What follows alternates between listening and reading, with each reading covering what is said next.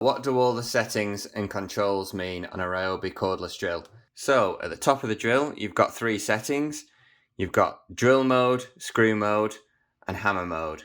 I always like to set my drill into drill mode because this gives you the full power of the drill completely unrestricted. And then what I like to do is when I'm drilling holes or I'm putting in screws is I just use the variable trigger to control my speed.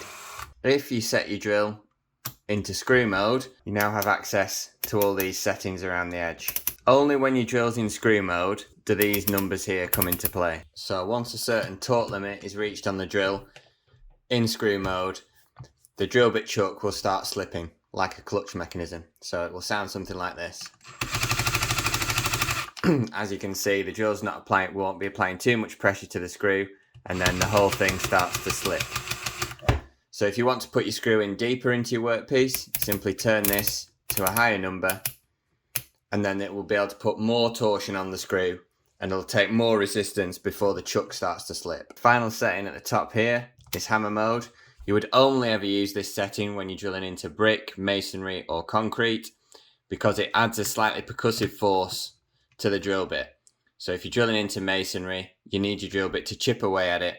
You want a little bit of impact backwards and forwards just to help the drill bit go through masonry faster. You'd never use this hammer mode setting on wood or anything other than stone, brick, concrete, plasterboard.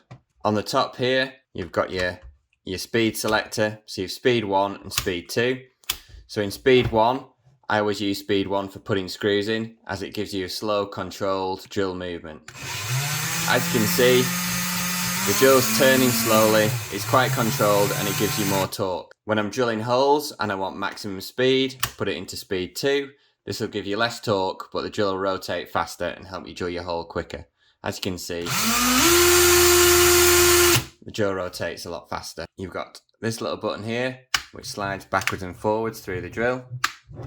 This just selects your backwards and forwards gear. As you can see, the drill's turning as it normally would if you're trying to drill a hole, and then you can flick this to flip the drill into reverse. This can be useful if your drill bit gets stuck in the workpiece or you want to back out your drill, and simply use the variable trigger and your drill will turn in the complete opposite direction. The last thing you need to know, or first thing you need to know, is how to take the battery in and out. That's simple. You just push these 2 tabs in here and then release the battery, and then it clicks back in. So that's all the settings on your Ryobi cordless drill.